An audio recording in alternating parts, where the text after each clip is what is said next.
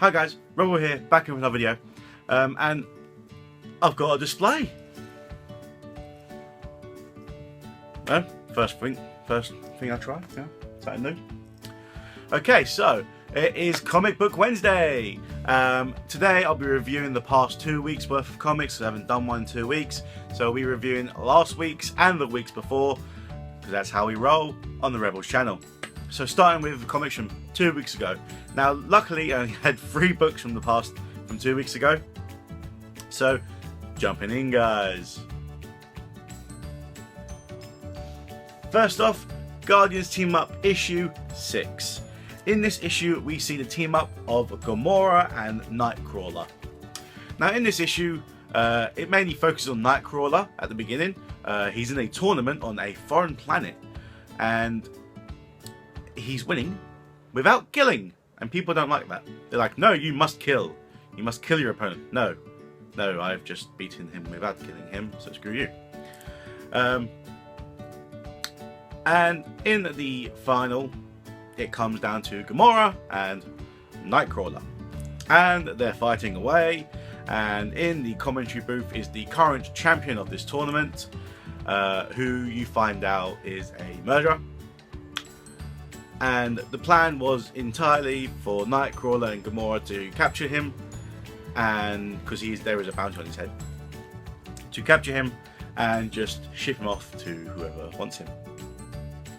Cover artwork is pretty decent. The story itself, there's a lot of reading in this, because the way they pan it, the way they lay it out, is that you are actually watching the tournament, and there is commentary going on, and there's like shitloads of commentary going on. You're just like, the fuck am I doing? I'm not reading all this.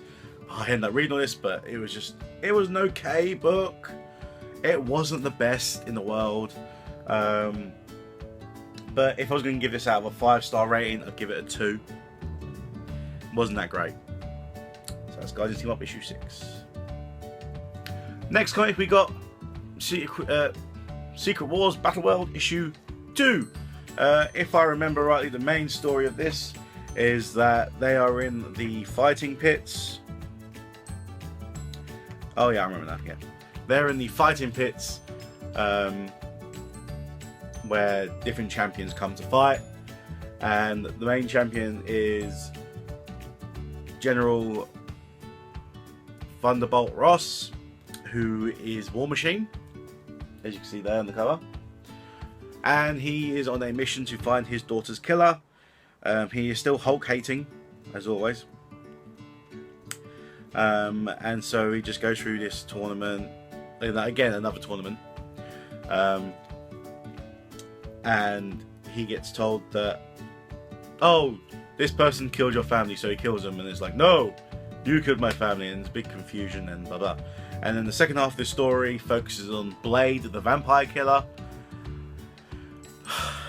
versus off against Howard the Duck.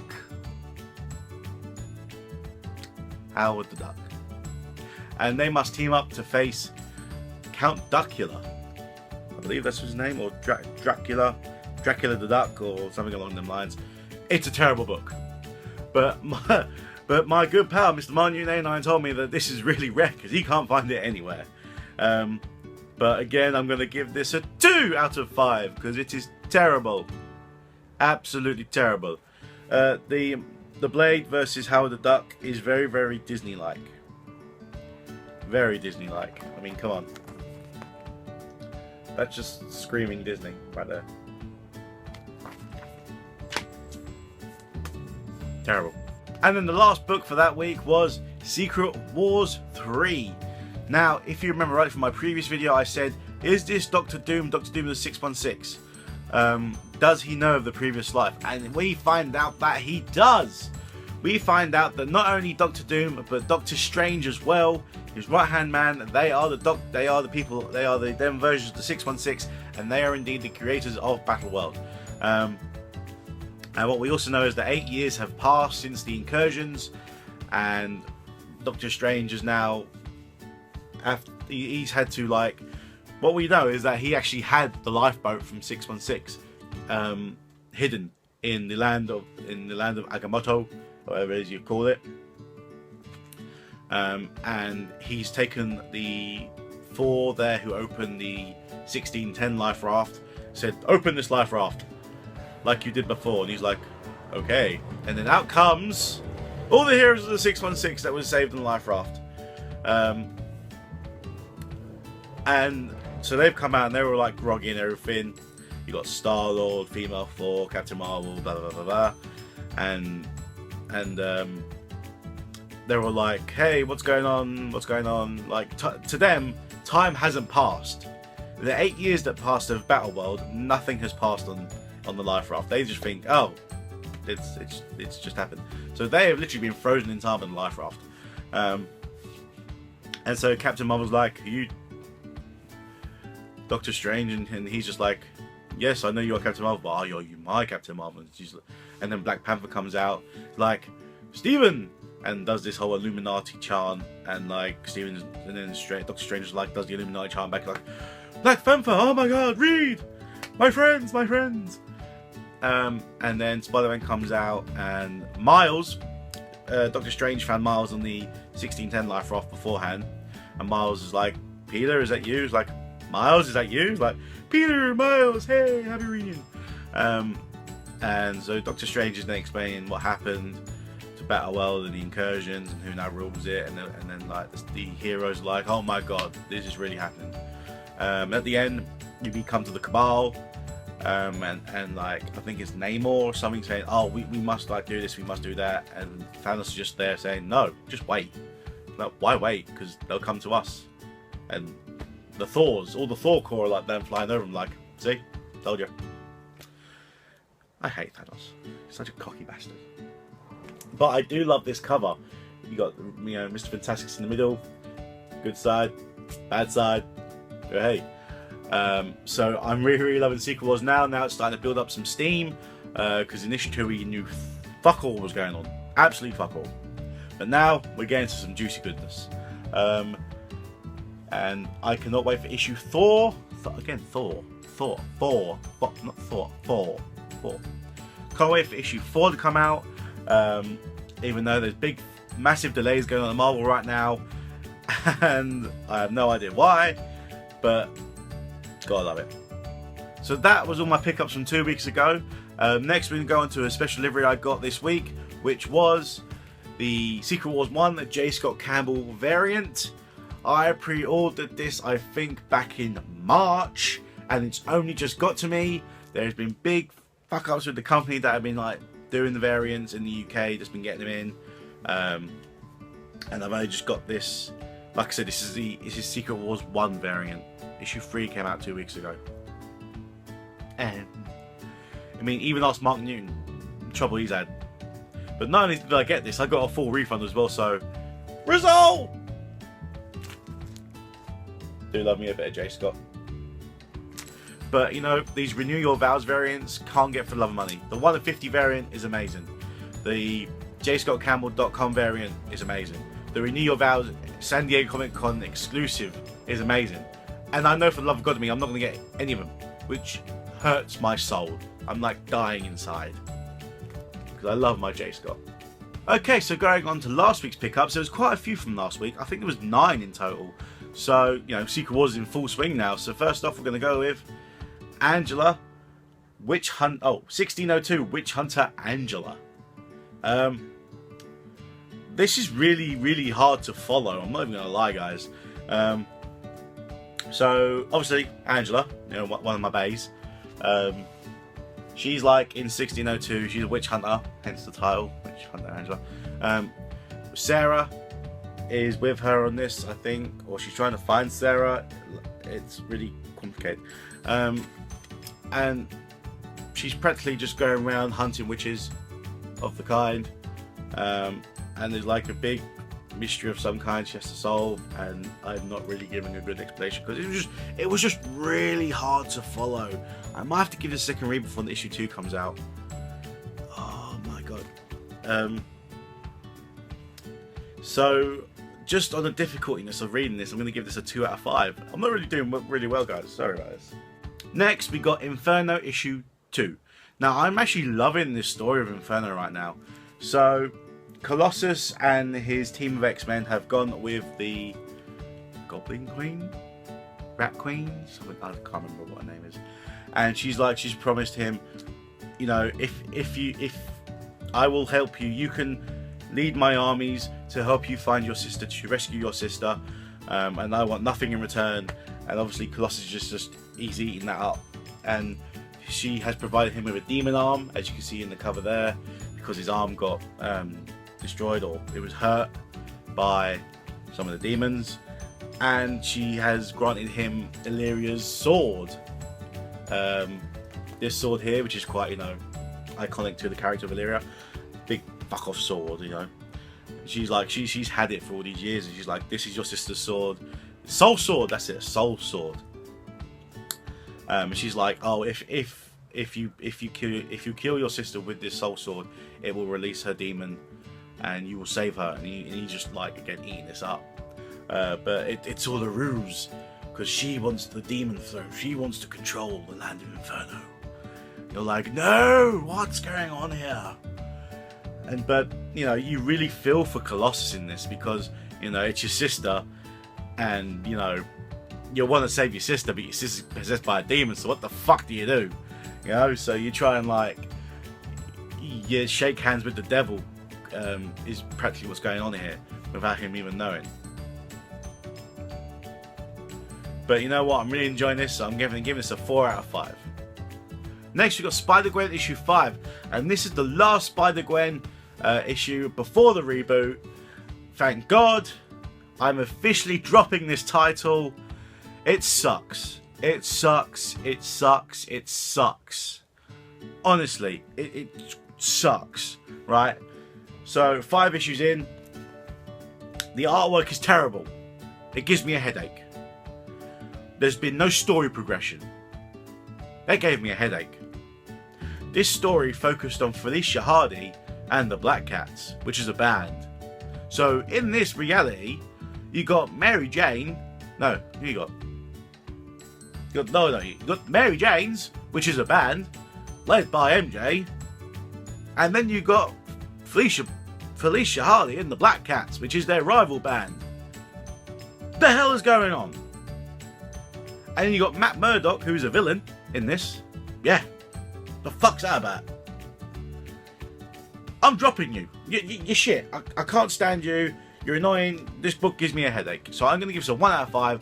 I am not getting you in the reboot. I'm sorry, SpiderGwen. I love the look of SpiderGwen. I love the concept at the beginning. I loved her in Spider-Verse.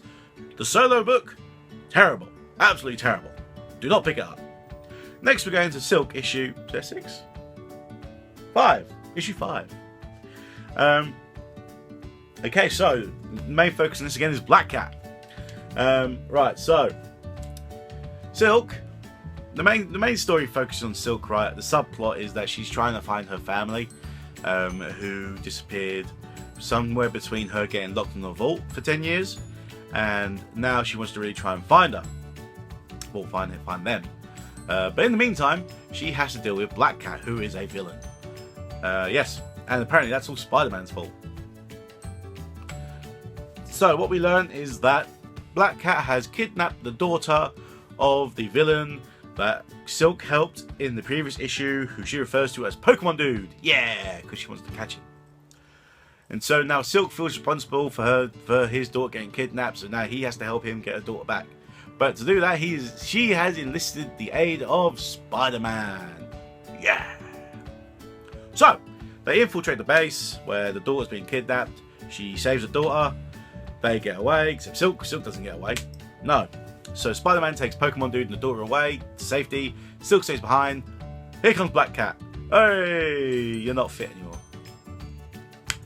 And Silk gets beat by you because they're using ultrasound guns or sonic, but I don't know. And she's like paralyzed on the floor. She can't move. Yeah, it's always good to see that. And then she blacks out. And then Black Cat's henchmen, they all go and black out. And then Silk wakes up on a table. And she's like, what's going on? What's going on? Who are you? And she's like, you work for Black Cat? She's like, no, I don't work for Black Cat. I work for the people that kidnapped your family. Dun, dun, dun. And you're like, What? Really? Come on. So, I'm not dropping this as yet. I'm not getting into it as much as I wanted to. I think the artwork, I'm not a fan of the artwork at all. If it was me, I would use the same artist that gets used in the Amazing Spider-Man run, but of course, obviously, he's too busy drawing the Amazing Spider-Man. So, I'm not that keen on this book, but I'm going to give it up until the reboot, and then I'll make up my mind. Luckily, SpiderGwen's fucking done. She's gone. No more. But I'm going to give this a 3 out of 5 because the story is progressing and there is a Pokemon reference. That is literally the only reason why I'm giving it a 3. So bad. Next on this is Harley Quinn 17. Okay, so this is the first issue back from Convergence. I've got to admit, I do like the cover. Awesome cover there. Great. So this literally starts off where it left off back in before Convergence. She now has a group of Harley Quinns, and they are somewhat vigilantes that constantly fuck up. Yeah. I don't know what to say. So there's like 3 chapters of this book. The first one, Harley's gone to the mayor's office, and he's gone to the mayor and said, "Look, I've got a group of vigilantes. Keep the police off our backs. We'll do jobs." Blah blah. He's like, "No, go away." And then she's like, "Oh, really? Because I've got this on you. And if you don't do me a favour, I won't do you a favour." He's like, "That's blackmail." And he's like, "Yeah, pretty much. Pretty much. Fine. Do what you want. Okay."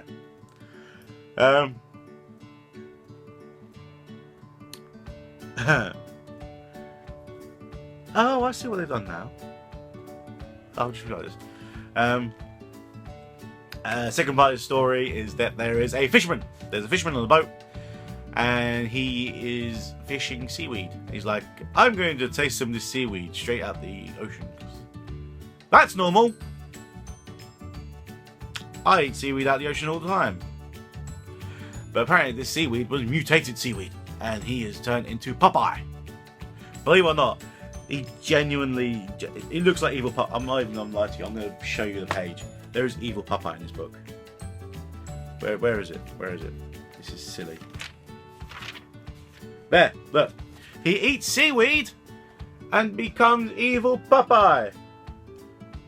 Of course, Popeye eats spinach, but, you know, it's close enough. It's green. So, evil Popeye here. He's just like, just killed 2 Harleys. And, yeah, he seems to be the main villain going forward. Again, no clue. No clue. It makes me sad because Harley Quinn, when I first started comic books, Harley Quinn was my main pull. And for months and months now, I've been saying I'm going to drop Harley Quinn because there's nothing going on.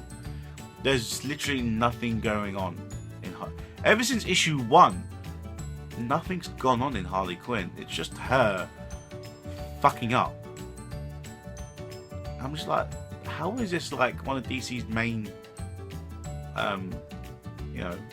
sales? It's seriously, they are literally running on the name Harley Quinn. There is no story in this. Like 17 issues in, there's literally no story going into it. There's no main overall story. There's no villains. It's just her trying to figure out what to do with her life. I'm just like, this is not good. What is this? But now I've just figured out what this cover means. When an artist signs the book, this is done by Amanda Connor, and down here says, "Connor, with apologies to Bermejo, Me Too." I don't know. And then I look at this Harley Quinn here, and if you look at this Harley Quinn, what she's holding, that is the cover to We Are Robin issue 1. And if you look at that cover, and if you look at this cover, it is a tribute to We Are Robin, which is really amazing. I really like this now. That's really cool. Little Easter egg there for Harley Quinn. So Harley Quinn 17, getting a 2. Not enjoying this right now. I'm going to give Harley Quinn up to issue 20. nothing happens up to issue 20, I'm dropping it. And that's really hard for me to say, because I love her. I want to marry her. I love Margot Robbie. So sad. Okay, the next book, we got the finale of Chrononauts. So it's Chrononauts issue 4, and it is a bumper issue. Right, so we left our heroes off being captured by a head of security saying, I'm going to control time travel. Blah, blah, blah, blah, blah, blah. So he's going to interrogate them and torture them until they give him the suits. But his mistake was, he's going to torture this one for information, but this guy is going to throw off a cliff. Yeah. So he throws him off a cliff. He survives. I know. Yeah, he's like, my IQ is 264. I'm going to work this. So he then goes on traveling. He travels for 18 months in search of a suit in a desert. Apparently there was another suit. I'm sorry if this little nugget of information happened in the previous issue, like back in issue 1 or something, I've completely forgotten. Which is really annoying. Really is annoying. So he's found a spare suit in the desert somewhere. And with this spare suit, he decides to go back in time and get all the armies, get them together, and they are going to siege on this place where his kingdom is. And save his best friend. Yay! Which he does. And after that happens, he decides to right all his wrongs in time, and then they all go back to the present. I seem like I'm skimming light out of it. This is really genuinely what's going on. And when they go back to the present, he's still married, he's got a kid, his dad's still alive because he's helped him battle alcoholism and everything. But this guy, he has fuck all. He hasn't got a girlfriend, he hasn't got a wife, he's just there. Like, hey, okay. So it was a happy ending to Chrononauts, and I really thoroughly enjoyed the series. So I'm going to give this a 4 out of 5. And you should pick up the trade, anyone that hasn't got the single issues, because it was really good. And I can't wait for series 2. Next book is Bill and Ted's Most Triumphant Return, issue 4. Okay, so as we learned, Chuck Batman has gone back in time, and he has actually become Bill and Ted. He has taken Bill and Ted's Most Triumphant song at the Battle of the Bands and has actually taken their place in history. So Bill and Ted like, the fuck is going on? So they've gone back to their apartment to get their shit together, where they bump into other Bill of that timeline. And Bill's explaining to them what's been going on, that the princesses were taken back in time to marry the royal ugly dudes. Little Bill and Little Ted were never born. Ted actually went to Captain Oates' military school in Alaska. This is a timeline that could have been, if the effects of Bill and Ted's Bogus Journey never happened. So now they've all got to try and stop Mr. Chuck and so Bill here, alternate Bill, he actually works at the Civic Center as a pretzel guy, because we want pretzels. So they sneak into the Civic Center to try and get the booth, the telephone booth, which is locked up, by the way, because their booth's been nicked from them, and because they have to go back in time, obviously. And so they've gone into the Civic Center, and they are confronted by Chuck and Robot Bill and Ted, who is part of the band.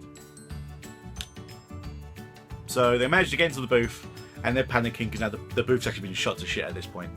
And they're pushing so many buttons on the booth, they don't even know what's going on. And so alternate Bill and Ted fighting off Chuck and Bill and Ted actually wind up into the future, which is really confusing, because into the future they're there's posters of Chuck up Chuck,